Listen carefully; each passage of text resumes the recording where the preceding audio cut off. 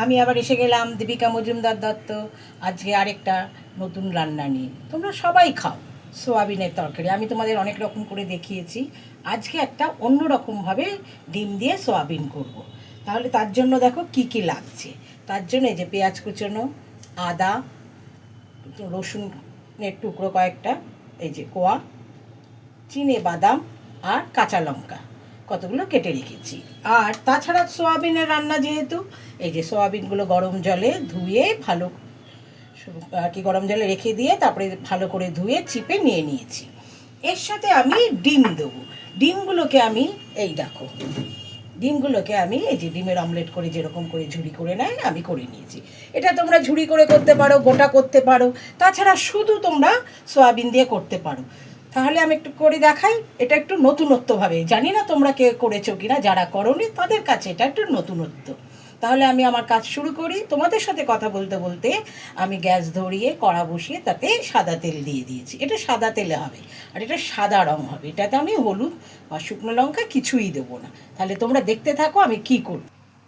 দেখো তেলটা গরম হয়ে গেছে। এই তেলে আমি এই যে যেগুলো সব কুচিয়ে রেখেছিলাম সব দিয়ে দিচ্ছি। এই যে পেঁয়াজ কুচোনোটা দিয়ে দিচ্ছি, একটু আদাটা দিয়ে দিচ্ছি, রসুন দিয়ে দিলাম, আদা রসুন পেঁয়াজ কাঁচা লঙ্কা টুকরোগুলো দিয়ে দিলাম। এগুলো একটু হালকা ভেজে নেব, খুব লাল করব না, কিন্তু হালকা করে একটুখানি ভেজে নেব। এই দেখো, এইবার এতে এই যে বাদাম নিয়েছিলাম, চিনে বাদাম নিয়ে নিলাম। তোমরা কাজু বাদামও দিতে পারো, আমি চিনে বাদামটাই দিলাম। দেখো ভাজা ভাজা হয়ে গেছে। এটা আর বেশি ভাজবো না। এবার এটা ঠান্ডা হয়ে গেলে আমি এটাকে পেস্ট করে নেব।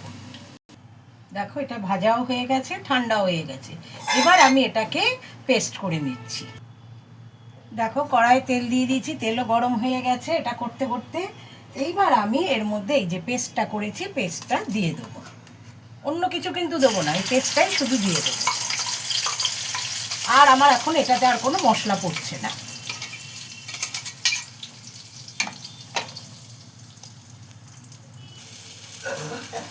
এইবার এতে এই যে জারটা ধুয়ে একটুখানি জল দিয়ে দিলাম।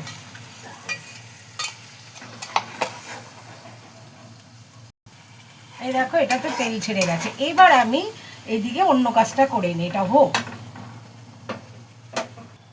দেখতে পাচ্ছ টক দই নিয়েছি আর এই যে 1 চামচ মেয়োনিজ নিয়ে নিলাম। মেয়োনিজটা তোমরা লাগলে দিও, না লাগলেও দিতে পারো। মেয়োনিজটা দিলাম কারণ আমি কোনো মশলা দিচ্ছি না। এটা দিলে একটু গ্রেভিটা ভালো হবে, বুঝতে পেরেছো? এটাকে ভালো করে আমি এই দুটো দিয়ে ফেটিয়ে নেবো, সুন্দর করে ফেটিয়ে নেবো।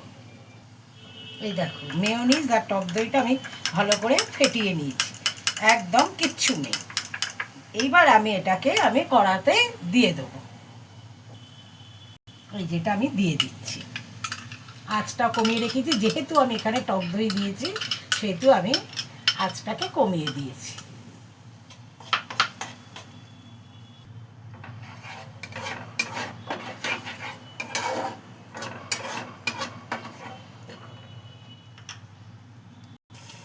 এই যে বাটি ধোয়া জলটাও দিয়ে দিলাম।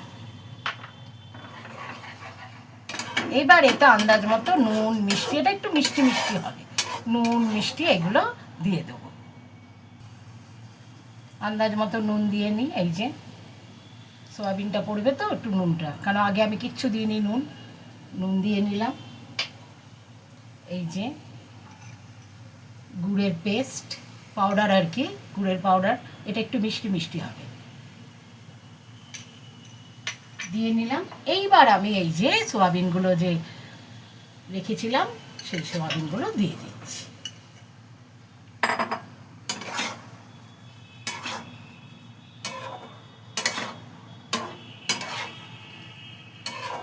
এতে আর কোনো মশলা পড়বে না, এটাতেই তোমার গ্রেভি হবে। এটা অবশ্যই একটু জল পড়বে, আমি একটু জল দেবো। এই যে এটাতে একটু জল দিই, কারণ সোয়াবিন তো টেনে নেবে ঝোলটা, তাহলে একেবারেই কমে যাবে। এই যেটা দিয়ে দিলাম। এবার এটা ফুটুক, ফুটতে থাকুক। দেখতে পাচ্ছ ওটা ওই ওভেনে দিয়ে দিয়েছি। এবার ওটা ফুটুক, ও ওর কাজ করুক, এবার আমি আমার কাজ করি। এই যে এটার মধ্যে বাটার নিয়ে নিলাম। এটা না বাটারে বেশি ভালো হয় ঘিয়ের থেকে। সোয়াবিনে দেখবে বাটারটা ভালো যায় ঘিয়ের থেকে, তাই একটু বাটার নিয়ে নিলাম। বাটারটা গরম আর কি গলুক। দেখো বাটারটা গলে গেছে। এইবার আমি এর মধ্যে গরম মশলা দিয়ে দিচ্ছি। তোমার এর মধ্যে জয়িত্রী আছে, বড় এলাচ আছে, তারপর লবঙ্গ, দারচিনি, ছোটো এলাচ সব আমি এটাতে দিয়ে দিলাম। এটা একটু ভাজা ভাজা হয়ে যাক।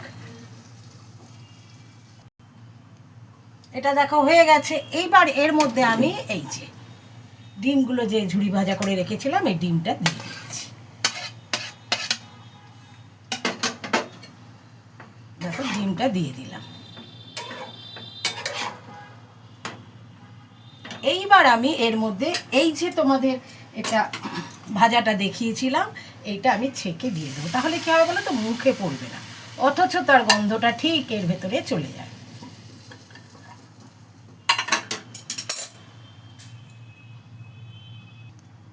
আর একটু কসুরি মেথি দিয়ে দিলাম। ব্যাস আমার রান্না কিন্তু হয়ে গেল, আর কিচ্ছু করতে হবে না। এবার আমি স্ট্যান্ডিং টাইম দিয়ে তোমাদের নামিয়ে দেখাচ্ছি। তাহলে দেখো আমার রান্না কমপ্লিট।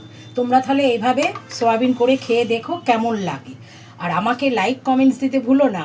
তাহলে দেখো না একবার নতুনত্ব রান্না কেমন লাগে। জানি না কে কী করেছো, যারা করোনি তাদের কাছে তো নতুন।